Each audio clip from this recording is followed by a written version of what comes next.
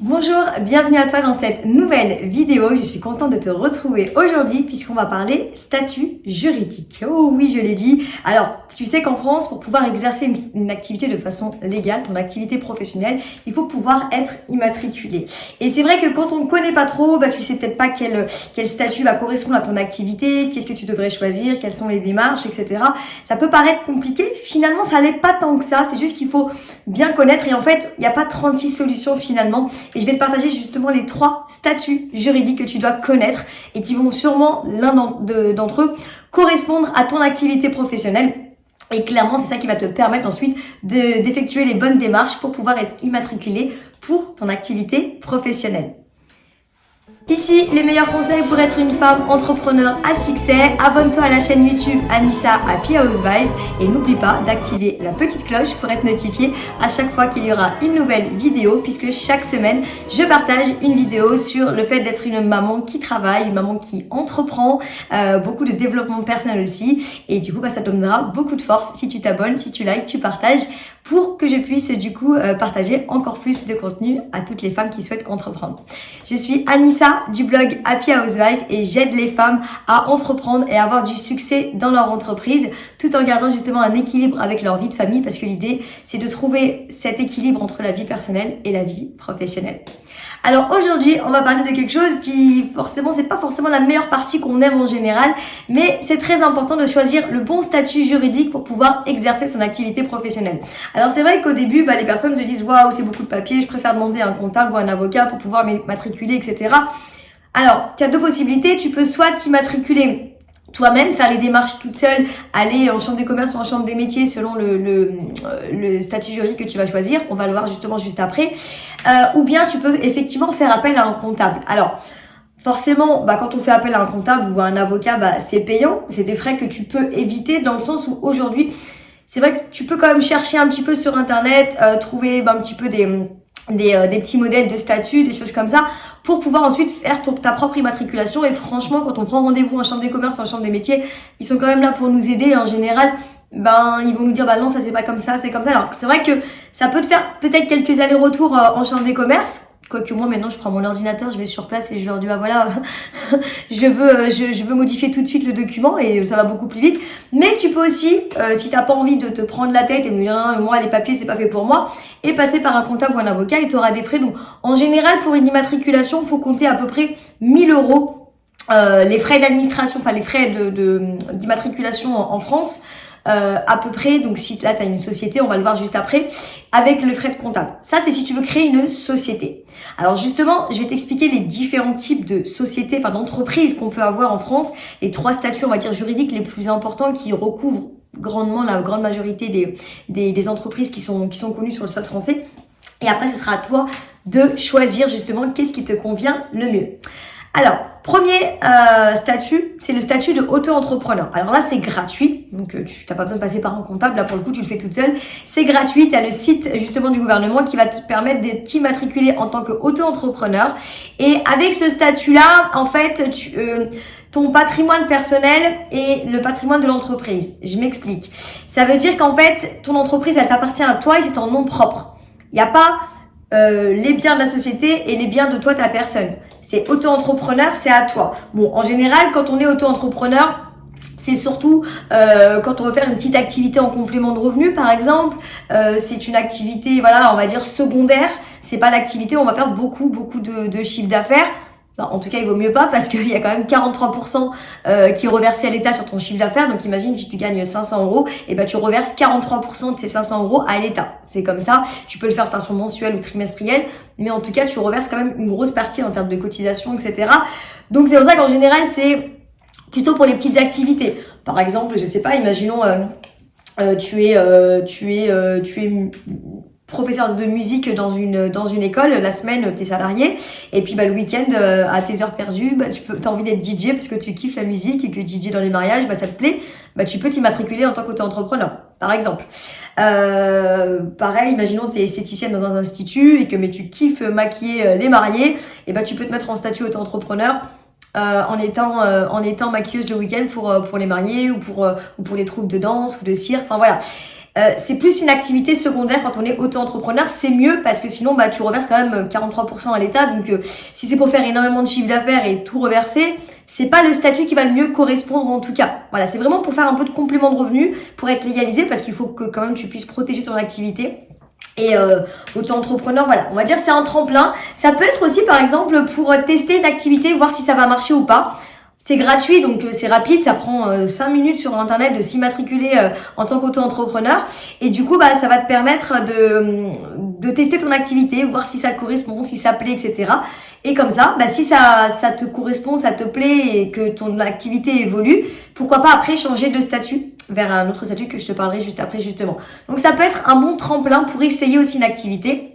Et pour pouvoir être bien tout conforme, etc. Donc je te mettrai juste en dessous les liens de site, par exemple pour que tu puisses t'immatriculer si tu as envie de t'immatriculer. D'ailleurs, dites-moi en commentaire, est-ce que tu es déjà immatriculé, est-ce que tu as déjà ton entreprise ou est-ce que tu souhaites avoir ta propre entreprise? Est-ce que c'est quelque chose qui est en réflexion pour toi? N'hésite pas à me le dire et avec quel statut peut-être que tu hésites ou si tu es déjà, est-ce que c'est quelque chose qui te convient, le statut juridique que tu as actuellement. Deuxième statut juridique qu'on va parler aujourd'hui, c'est la société, donc SAS ou une SASU.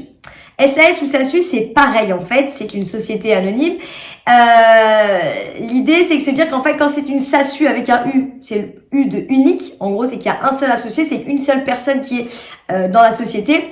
Et en SAS, ça veut dire qu'il peut y avoir plusieurs associés, un, deux ou trois, plusieurs associés. Dans tous les cas, vous êtes plusieurs. SASU, une seule personne, SAS, plusieurs personnes qui sont associées. Alors, mais dans tous les cas, ça reste les mêmes choses. Alors, quand c'est une société, donc là, c'est là où tu as des frais d'immatriculation qui sont à peu près entre 400 et 500 euros à peu près de frais d'immatriculation, donc en chambre des commerces, avec le greffe, etc.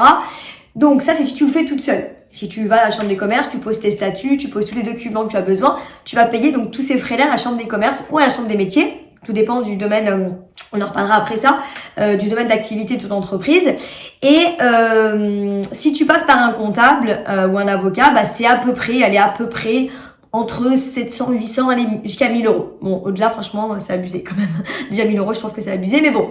Chacun son métier, je suis pas là pour dire voilà, mais ça reste quand même un peu plus ou moins la routine pour les comptables et les avocats de créer une entreprise. Donc bon, ça reste quand même un coût. Si tu peux le faire tout seul, c'est toujours mieux parce que quand on démarre une entreprise, on n'a pas forcément beaucoup de budget. Ça s'apprend. Enfin, moi franchement, je suis pas comptable de métier ou quoi. Et si j'ai réussi à le faire, tu peux aussi. Il suffit de bien chercher sur internet. Aujourd'hui, quand on cherche quelque chose, on le trouve et on arrive à se débrouiller. Bien sûr que la démarche peut être un peu plus longue au début parce que forcément on apprend. Mais c'est possible, c'est réalisable et ça te fait quand même une économie de au moins 500 euros. Tu auras juste les frais du coup à payer. Donc voilà, mais si tu veux passer par un comptable, tu peux aussi, et voilà, c'est à peu près, entre 800 et 1000 euros selon le comptable. Et donc du coup avec les frais compris bien sûr.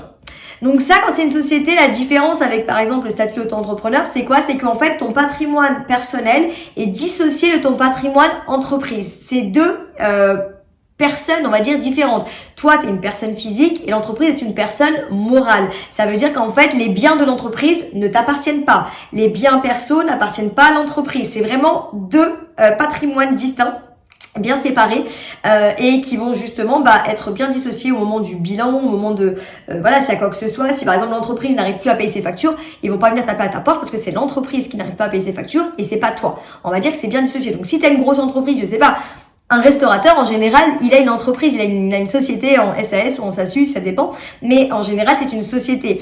Forcément, il y a quand même beaucoup trop de frais. En général, on sépare son patrimoine perso, son patrimoine professionnel.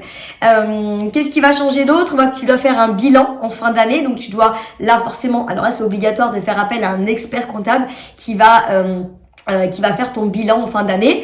Et ce comptable-là, alors, il peut aussi faire toute l'année tes fiches de paye. Forcément, si tu as des employés, il va falloir faire des fiches de paye, donc c'est le comptable qui le fait. Également, tu as une déclaration de TVA ou pas. En général, il y a quand même une déclaration de TVA. Tu peux être franchise de TVA. Donc, franchise de TVA, ça veut dire pas de TVA, pas de déclaration, ni tu récupères la TVA, ni tu dois la facturer. Et donc, du coup, là, tu n'auras pas. Donc, c'est quand même plutôt rare, mais c'est possible aussi. Tout dépend de l'activité que tu as. Ça dépend, est-ce que c'est intéressant ou pas pour toi. Faut savoir qu'en France, la TVA de la restauration est à 10% et la TVA pour tous les autres biens et prestations de services est à 20%. Donc, ça va dépendre. Si tu as moi, dans l'événementiel, j'avais de la TVA. puisque je faisais le salon du mariage et du coup par exemple les prestations de la communication sur la location de la salle, etc. Toute cette TVA on l'a récupérée mais on l'a facturée aussi de l'autre côté, donc voilà, après c'est une balance. Bon, je vais pas rentrer dans le détail juridiquement pardon de la TVA, comment ça se calcule. Soit tu le fais toute seule, pareil, t'apprends à le faire, c'est pas très compliqué en soi. Et ensuite, à la fin de l'année, ton comptable fait ton bilan. Ou bien, tu peux aussi donner à ton comptable cette déclaration de TVA. Elle peut être mensuelle ou trimestrielle. Et ensuite, voilà, si t'es bénéficiaire, en général, tu payes la TVA. Si t'es déficitaire, et en général, du coup, t'as pas de TVA à payer. C'est à l'inverse, t'es créditeur. Bon, je te souhaite d'être bénéficiaire. Mais c'est vrai que la première année, ça peut être un peu difficile. Mais en général, ça s'équilibre entre les deux. Entre ce que tu récupères et ce que tu récoltes. Voilà, donc ça c'est la TVA. Qu'est-ce que ça change aussi en termes de société? Donc voilà, le bilan, les frais d'immatriculation, la TVA ou pas, tout dépend du domaine d'activité, et le fait de dissocier le patrimoine personnel et le patrimoine moral, donc le patrimoine de l'entreprise. Et puis en général, il y a un nom commercial. Parce que par exemple, pour auto-entrepreneur, ça peut être ton nom, il n'y a pas de souci. Mais pour l'entreprise, quand tu crées une société, une SASU ou une SAS, et là pour le coup, tu peux donc du coup avoir un nom commercial pour ton entreprise qui va être quelque chose qui va te représenter. Pour donner un exemple, moi ma société d'événementiel auparavant, quand je faisais le salon du mariage, c'était Tendance Events. Voilà, c'était ma société pendant plus de 7 ans. C'était le nom commercial qu'on avait donné, le nom de marque qu'on avait donné à la société. Donc ça c'est pour la société, c'est bien surtout quand on a une activité qui génère beaucoup de chiffre d'affaires, pour être protégé, c'est quand même beaucoup mieux à gérer sur le moyen long terme. Et puis donc par exemple si tu es auto-entrepreneur et que ça se passe bien, tu peux basculer donc un jour du coup sur le type de société. Si tu as testé comme je te l'avais dit que ça se passe bien et du coup maintenant tu dis je fais beaucoup de chiffre d'affaires, je préfère évoluer, tu peux passer en société. Et là du coup c'est mieux, comme ça au moins tout est dissocié et tu n'auras plus besoin de tout mélanger et vraiment tu auras 2 entités différentes. Voilà, donc ça c'était le deuxième statut. Et pour le troisième statut juridique qui peut être intéressant selon le type d'activité aussi, c'est ce qu'on appelle le statut VDI. Alors le statut VDI c'est quoi? C'est un statut, donc c'est vendeur indépendant. Alors c'est pas forcément les vendeurs ou les commerciaux qui ont ce statut, c'est juste une appellation. Ça peut être aussi, par exemple dans mon activité de networker, quand j'ai démarré l'activité il y a 5 ans, j'étais en statut VDI, puisque en fait l'idée c'était d'être affilié à une marque. Et en fait, les sociétés qui font ça, où on a des personnes qui sont affiliées, elles préfèrent mettre le statut VDI pour qu'on soit entrepreneur indépendant, qu'on soit notre propre patron, mais qu'on soit affilié avec elles par rapport aux marques à lesquelles on met en avant. Ça peut être... En fait, si vous voulez, vous avez cette liberté-là et à la fois on a ce lien avec la société qui va nous aider dans les démarches administratives, qui va nous aider aussi dans les partenariats avec les marques. Donc c'est un statut qui est assez sympa, même aussi fiscalement parlant, parce que c'est le seul statut en France d'ailleurs où il y a 50% d'abattement sur les impôts. Donc ça c'est plutôt pas mal quand on fait du chiffre d'affaires. Ça permet de déduire, mais surtout pareil, ça permet aussi de tester l'activité, de voir si ça nous plaît, parce que c'est un simple statut qui permet d'être immatriculé très très rapidement, affilié à une société en général, donc c'est eux qui s'occupent des démarches administratives quand vous êtes VDI avec une société en siège social.